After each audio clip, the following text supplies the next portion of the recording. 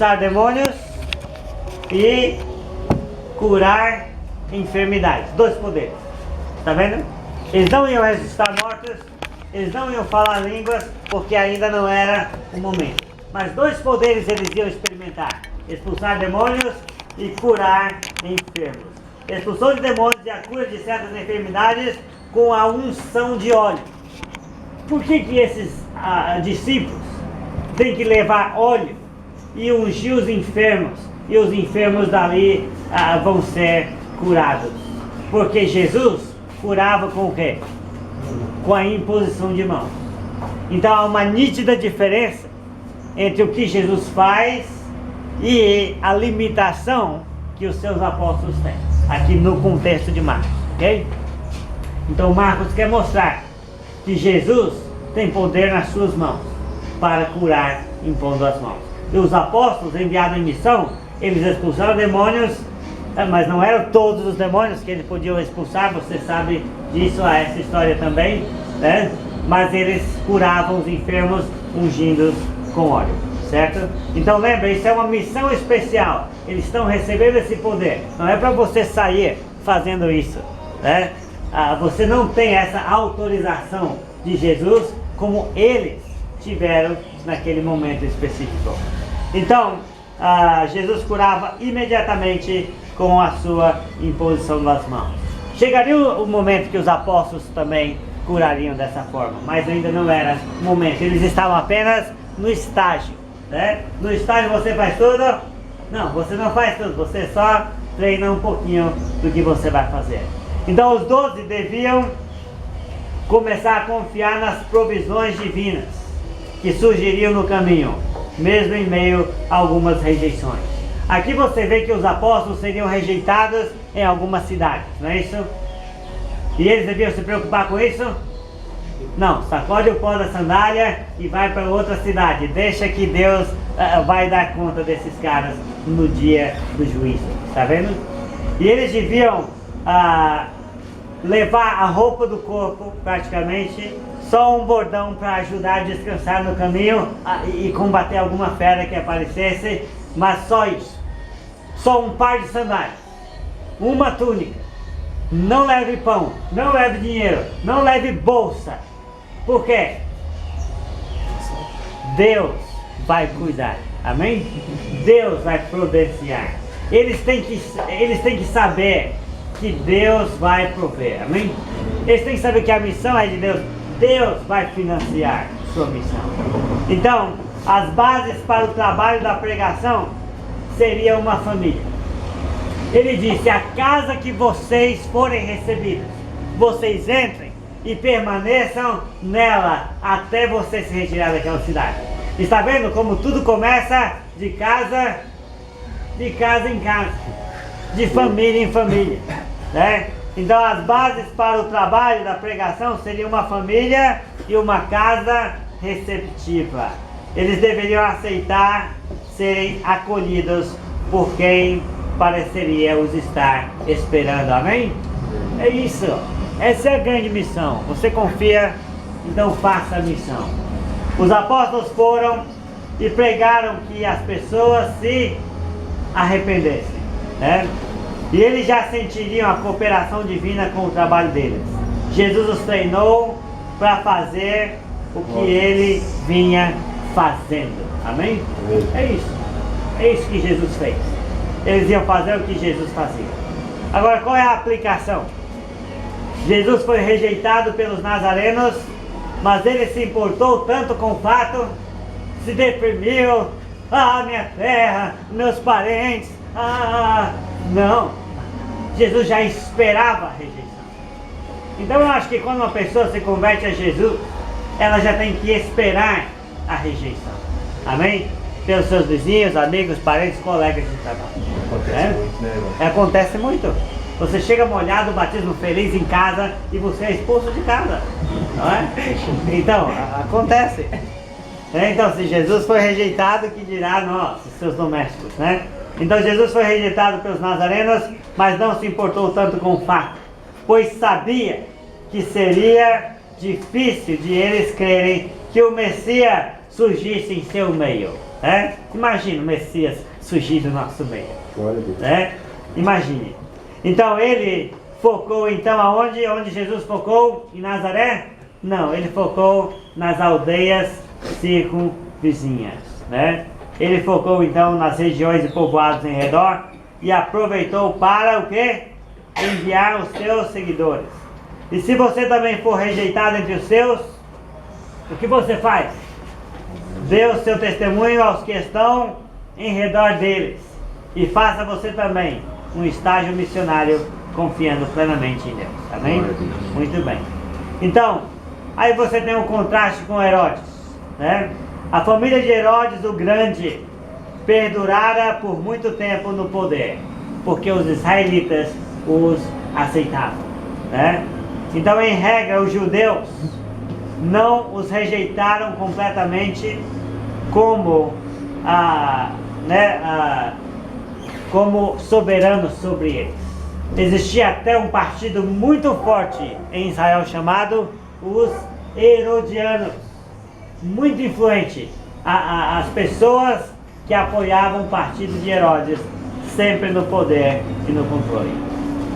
Então está vendo que o povo tolera a família de Herodes, ainda que elas sejam ímpios, e o povo não tolera Jesus, ainda que ele seja bom. O mundo sempre ama quem? O mundo sempre ama os que são seus. Amém? Acostume-se com a rejeição, se você é um verdadeiro discípulo de Jesus. Versículos 14 a 29. O que Herodes Antipas fez para aumentar a medida dos seus pecados? Diz assim o texto: ouviu isto o rei Herodes, pois o nome de Jesus se tornara notório, e disse: João Batista ressurgiu dos mortos, e por isso estas maravilhas operam nele. Outros diziam: Elias. Diziam outros: é um profeta, ou como um dos profetas. Herodes, porém, ouvindo isto, disse: não, este é João, a quem eu mandei degolar, que ressurgiu. Pois o próprio Herodes mandara prender a João e encerrá-lo no cárcere por causa de Herodias, com quem se havia casado, embora ela fosse mulher do seu irmão Filipe. Pois João dizia a Herodes: não te é lícito possuir a mulher de teu irmão. De modo que Herodias o odiava e queria matá-lo, mas não podia, porque Herodes temia a João, sabendo que era homem justo e santo, e o guardava com segurança, e fazia muitas coisas, atendendo e de boa vontade o ouvia. Finalmente, chegando uma ocasião favorável para Herodias, em que Herodes, no seu aniversário, dava um banquete aos seus grandes, aos oficiais militares e aos principais da Galileia, entrou a filha de Herodias e, dançando, agradou a Herodes e aos seus convívios. Então disse o rei à jovem: pede-me o que quiseres e eu te darei. E jurou-lhe: tudo o que me pedires te darei, até metade do meu reino. Saindo ela, perguntou à sua mãe: que pedirei? Esta respondeu: a cabeça de João Batista. Entrando apressadamente, pediu ao rei: quero que imediatamente me dês num prato a cabeça de João Batista. O rei entristeceu muito, mas por causa do juramento e dos que estavam com ele à mesa, não lhe quis negar. Enviando logo o executor, mandou que lhe trouxessem a cabeça de João. Ele foi e o decapitou na prisão, e trazendo a cabeça num prato, entregou à jovem, e esta, por sua vez, à sua mãe. Os discípulos de João, tendo ouvido isto, foram, tomaram o seu corpo e o puseram no sepulcro. Está vendo? O que Herodes fez para aumentar a medida dos seus pecados? E quando você chega no ponto desse texto, você tem que perguntar, Daniel, por que este relato se encontra justamente no meio da narrativa da missão dos 12? Porque você vê que Jesus foi rejeitado em Nazaré, manda os 12 de 2 em 2, com poderes para operar milagre e pregar nas regiões da Galileia. Né? E aí vem o relato de quem? Herodes. Herodes. Então, talvez para mostrar quão oposta era a vida de Cristo e a vida de Herodes.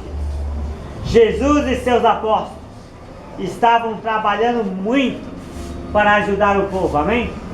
E Herodes estava fazendo alguma coisa pelo povo? Não, não estava fazendo nada.